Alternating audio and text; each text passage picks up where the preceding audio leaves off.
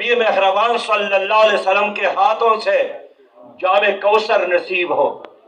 اس لیے جناب سلمان سہو صاحب نے بھی، جناب مہر ظہور صاحب نے بھی، جناب سجاد ون صاحب نے بھی، اور ان کے ساتھ سینکڑوں اور ہزاروں ان کے دوستوں نے جماعت میں شمولیت کا اعلان کیا، تو اللہ کے رضا کے لیے کیا، اللہ کے رضا کے لیے کیا کس کے رضا کے لیے شمولیت اختیار کی؟ اللہ کے رضا کے لیے۔ کس کے لیے؟ اللہ کے رضا کے لیے۔ اس لیے کہ عزت اور ذلت دینے والا اللہ ہے، زندگی اور موت دینے والا اللہ ہے، خیر اور شر اللہ کے ہاتھ میں ہے۔ میرے دوستو، اس لیے میں آپ کو مبارکباد پیش کرتا ہوں۔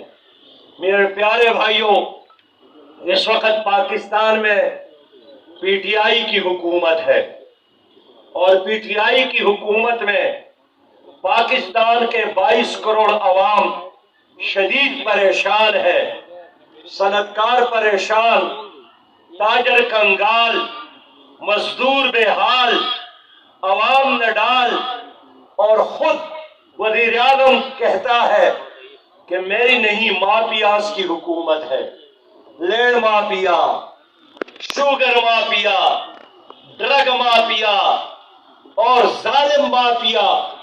اور آج عمران خان کی حکومت میں میرے پیارے بھائیوں لوگ نان شبینہ کے محتاج ہو گئے۔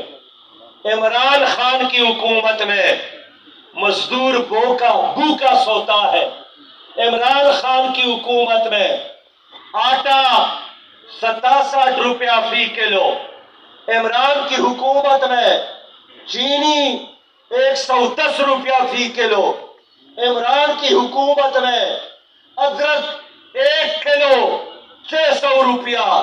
عمران خان کی حکومت میں پیٹرول 1 لیٹر 105 پر بھی نہیں ملتا ہے۔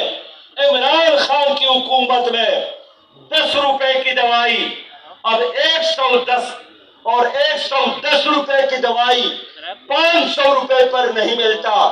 عمران خان کی حکومت میں سڑکیں محفوظ نہیں ہے، چوک اور چوراہے محفوظ نہیں ہے، بڑے تو کیا ہمارے بچے محفوظ نہیں ہے۔ نبی مہربان صلی اللہ علیہ وسلم نے فرمایا تھا کہ ایک زمانہ آئے گا کہ لوگ خواتین سونا اچھالتی ہوئی صنع سے لے کر حضرموت تک سفر کرے گی، اور اللہ کے علاوہ اور کسی کا خوف نہیں ہوگا۔ لیکن آج عمران خان نے مدینہ کی اسلامی ریاست کی بات بھی کی ہے، لیکن آپ کے موٹر وے پر آپ کی بہنیں، آپ کے بیٹیاں، آپ کے مائیں محفوظ نہیں ہے کہ آپ جہنمی یا جنتی بن جائے۔ کی پارٹیاں آپ سے ووٹ مانگتی ہے، باقی کام اسی طرح جاری ہے کہ لوگوں دنیا کے اندھیروں کو بھی لا الہ الا اللہ کی نور سے روشن کرو، اور لوگوں اپنے گھر اور جماعت اسلامی کہتی ہے کہ